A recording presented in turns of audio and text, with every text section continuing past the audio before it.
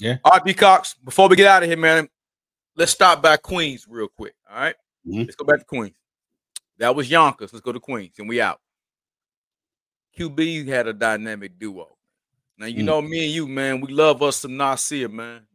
We love us some Nasir, man. But this boy, these two boys right here, they were all kind of came up together, man. But these boys right here, and one of my favorite producers, low key, man, of all time. Let's talk about Mobb Deep, man. Rest in peace to Prodigy, of course. Yeah, let's talk. Peace, man. Hey, them boys, man, they gave me survival of the fittest. Only the strong survive, man. Them boys gave us anthems, man, and P had that. Prodigy had a voice that was so unique, man. And when he spoke, you like, damn, that shit just hit you, bro. Yeah. And Havoc's beat, it was just the perfect symbiotic partnership. Peacocks. Yeah. Let's lay it out for the boys, man. Mobb Deep, man. Mobb Deep, as I like to call them, the unlikeliest of pairings. And then also with the inauspicious start, man. Mobb Deep start with their Juvenile Hell that came out was, you talk to people and you'd be like, nah, Infamous is not their debut. It's Juvenile Hell, which came out in 1993. And it was an unspectacular debut. And if you listen to that, you would never know what was coming 2 years afterwards and what they would become. Okay. What did it lead to? It led, as you mentioned, one of your favorite producers, Havoc. Havoc becoming one of the best and probably most unique producers of his era.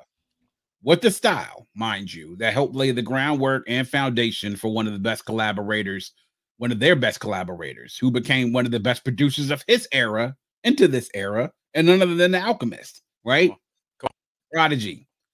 As you mentioned, man, that voice, who had a way with words, had a way of painting pictures that screamed out trife life, ghetto, gutter, crime lifestyle. Like, their music spoke to the streets. When you heard those music, it made you want to go out and do something.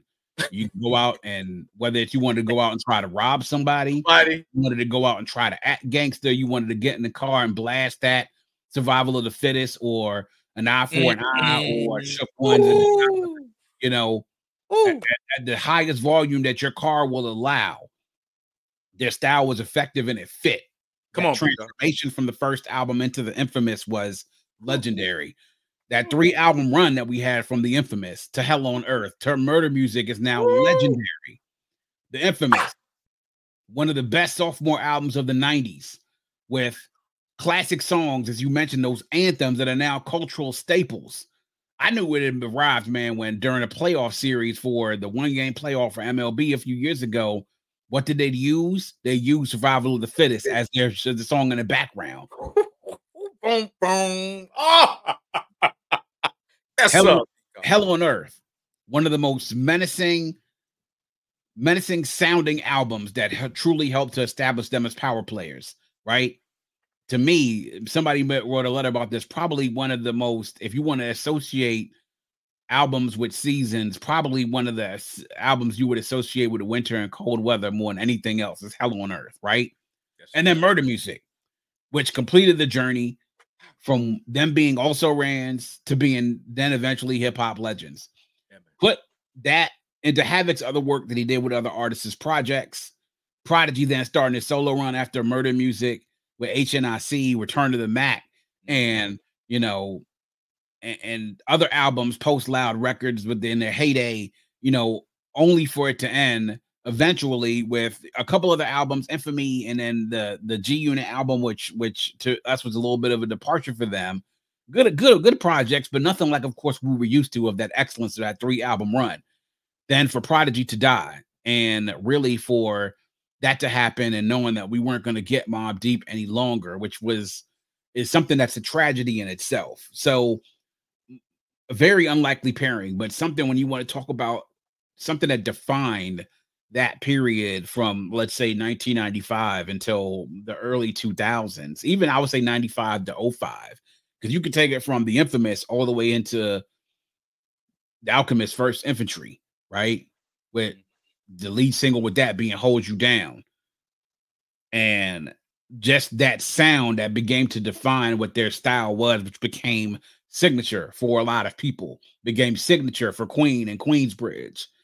you know, helped to lay the foundation for a group that would follow not even a couple of years afterwards, at Capone and Noriega, Come which on would be now. another occult hit. You know, that is what Mobb Deep's legacy is being able to take a very a run and really make themselves legends as a result of the music they put out during that time. Wasn't for everybody. It wasn't. But when the people in the group and the fans, the niche that they locked into, made them probably a group that had as loyal as a following as people that as groups that you'll run into nowadays. That is just, even now, years after Prodigy has passed away, us stopping to think that if they could have ever gotten their stuff back together and put out another album, what it might have been like, man. So yeah, Mobb Deep, something you want to talk about: menacing music, street music, hood music. That's it. That's what Mobb Deep's legacy is. It's music to ride to, music that you want to rob someone, music that you want to think about. Like, their music sounds like the struggle, right? And not just the struggle and what you're going through, it's about what you're willing to do to get out of it. Wow. Menacing music. Because when you said, man, that song Survival of the Fittest, when you hear that bass line, that man, it just make you want to go do something. And you ain't lying. Now, what that something is, the individual had to fill that in, but you felt you couldn't sit still. Your ass was gonna get out the house and go do something. So Yeah, 100%, brother Wells. Man, again, man, rest in peace, man, to rest Prodigy, in peace man. to P, man. Yeah. Rest in peace to P.